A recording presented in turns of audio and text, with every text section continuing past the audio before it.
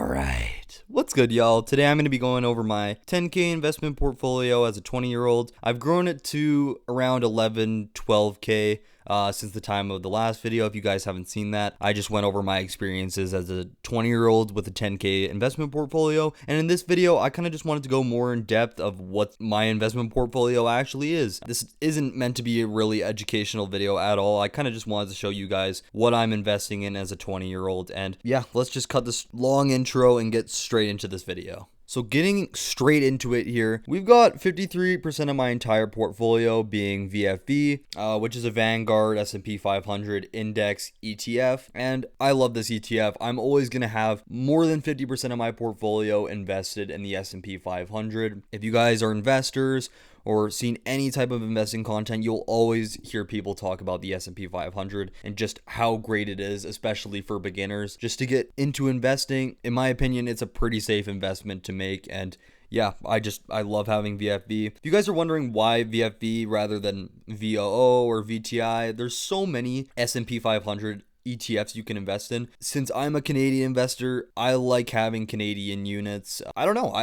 I like having Canadian ETFs specifically in my portfolio. That's why I'm not invested in any of the other ETFs that track the S&P. And yeah, around $6,100 are made up of this ETF in my portfolio. So getting into another really big ETF in my entire portfolio. There's only two, VFV being one and the other being QQC, which is another ETF that tracks the NASDAQ 100. And it's just like QQQ, just like QQQM, except it's in Canadian units again. And I love having tech exposure in my portfolio. Yeah, it's a little bit risky. Yeah, I don't have any international exposure. I'm completely invested in the tech industry and the US economy, and I'm fine with it being that way. I'm 20 years old. I can take on a lot of risk.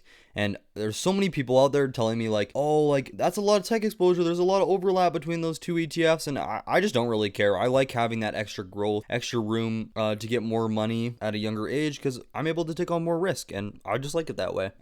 Yeah, so that's a big chunk of my portfolio already, just those two ETFs. I'll probably expand it into more in the future. But so far, I'm kind of just automating my money into those two ETFs specifically. The other 4% is cryptocurrency, Bitcoin. You guys have all heard of Bitcoin. A lot of my friends are invested in it. I've been doing a lot of research on it, and I just think it's an investment that I want to keep making into the future. It's risky, it's volatile, I get it, but it's such a low percentage in my portfolio that even if I were to lose 500, $1,000, I'm not gonna say it doesn't matter because I would fucking hate losing that money, but you know, I still have 95% of my portfolio still okay. So in terms of my investment portfolio, that's honestly it. In terms of cash, I have around $1,000, $2,000 at a time in my checking account and my emergency fund. My emergency fund right now, I have around $500. I don't really want to invest any more into that because I don't really have many emergencies that could happen to me right now or any reasons why we need to have that extra money stored away in a high yield savings. I live with my parents. I don't have many expenses at all, so it doesn't really make sense for me to have that much money in my emergency fund. In my checking account, I have like $1,000 at one time. I'm not a crazy spender. I don't ever need really more than $1,000, $2,000 in my checking account. So everything that's over that amount, if I have like over $1,000 in my checking account, that usually just goes to my investments at the end of 2 weeks, a month. I'm always investing. I'm always going to keep my money in stocks rather than cash. That's why I keep such a little amount on me at all times. That's honestly it for this video. I know it was short. I know I'm not invested in a lot right now, but going into 2026, I plan on doing the exact same thing, automating my money into VFV, QQC, a little bit of Bitcoin, and maybe more ETFs in the future. I don't really like individual stocks because I'm not a pro investor. I've only been doing this for 10 months, and ETFs, in my opinion, this is not financial advice, by the way, but are, in my opinion, one of the best investor tools and investments in general you can make. Just having your money sitting there in cash is not a good idea. And in my opinion, I'm not going to say any ETF, but a lot of ETFs are great. They're a great way of diversifying your portfolio, mitigating risk.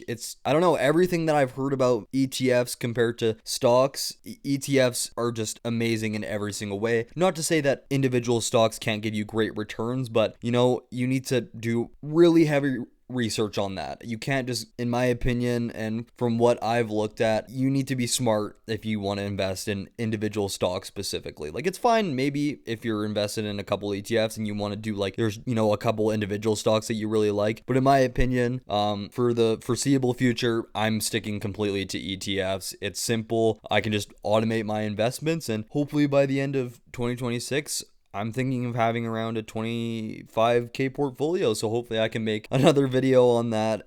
My experience is having a 25k portfolio at 21, and that would be amazing if I could actually get to that point. So any of you guys investing out there, good luck in 2026. And that's really all I have to say for this video. See you guys later. If you like this investing, one last thing. Sorry guys, if you like this investing content or finance topics, please let me know. I'll make way more videos on it because I love talking about investments. I love money. I love just seeing that number go up in my investment account. So if you guys are interested in seeing more of that shit, leave it down below in the comments. Like, subscribe if you haven't already. And I'll see you guys in the next video. See you later.